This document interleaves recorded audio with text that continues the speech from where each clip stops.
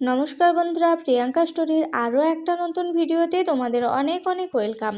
বন্ধুরা, তোমরা যারা ভিডিওটি দেখছো তারা দেখতে পাচ্ছ যে ভিডিওটিতে যে গাছটি আমি দেখাচ্ছি, এই গাছটা কিন্তু একটা খুবই পরিচিত গাছ, যেটি তোমরা খুব সাধারণতই সব জায়গাতেই দেখতে পাবে।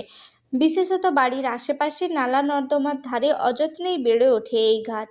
এই গাছের নাম ধুতরা গাছ। সাধারণত এই ধুতরা গাছের খোঁজ পড়ে শিব পুজোর সময়। ধুতরা গাছের ফুল এবং ফল নাকি শিবের বড়ই প্রিয়। তবে এই গাছের ফল বিষাক্ত বলে সচরাচর গেরস্থ বাড়িতে এই গাছ থাকে না। কিন্তু আয়ুর্বেদে এই গাছের কদর রয়েছে। ফলের মধ্যে বিষাক্ত উপাদান থাকলেও নির্দিষ্ট পরিমাণে এবং পদ্ধতিতে ব্যবহার করলে তা রোগ নিরাময়ে সাহায্য করতে পারে। তো বন্ধুরা, ধুতরা গাছের পাতা আর কি কি কাজে লাগে, তো এই বিষয়ে আজকের ভিডিওতে বিশদে আলোচনা করব।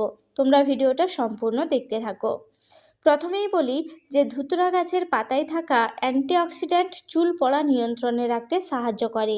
এই গাছের পাতা বেটে ঘি মিশিয়ে মাথায় মাখার রেওয়াজ আয়ুর্বেদে বহুকাল ধরেই রয়েছে। তাছাড়া খুশকি, মাথার ত্বকের সংক্রমণ দূর করতেও এই টোটকা জুড়িমেলা ভার। সামগ্রিকভাবে হার্ট ভালো রাখতে সাহায্য করে ধুতরা গাছের পাতা। হার্টের দুর্বল পেশি মজবুত করতে এবং ধমনীতে রক্ত সরবরাহ স্বাভাবিক রাখতেও সাহায্য করে। অনিয়ন্ত্রিত হৃৎস্পন্দন বা অ্যারিথমিয়ার আয়ুর্বেদসম্মত চিকিৎসায় ধুতরা গাছের পাতা ব্যবহার করা হয়। এছাড়াও যাদের বাতের ব্যথা রয়েছে, পেশিতে টান লাগার মতো সাধারণ কিছু সমস্যা রয়েছে, তারা কিন্তু ঘরোয়া টোটকা হিসেবে এই গাছের পাতা ব্যবহার করতে পারেন। অস্থিসন্ধির ব্যথা নিরাময়ে ধুতরা গাছের পাতা তেলে ফুটিয়ে ব্যবহার করা যেতে পারে। এছাড়াও মা কাকিমাদের মুখে শুনেছি যে ছোট ছোট বাচ্চাদের যখন ঠান্ডা লেগে যায়, তখন মা কাকিমারা আগে নাকি ওই ধুতরা বীজের ভেতর যে বীজগুলো থাকে, সে বীজটাকে ফেলে তার মধ্যে একটু সর্ষের তেল দিয়ে সেটাকে গরম করে বাচ্চার বুকে মালিশ করতো, তাতে নাকি ঠান্ডা কমে যায়।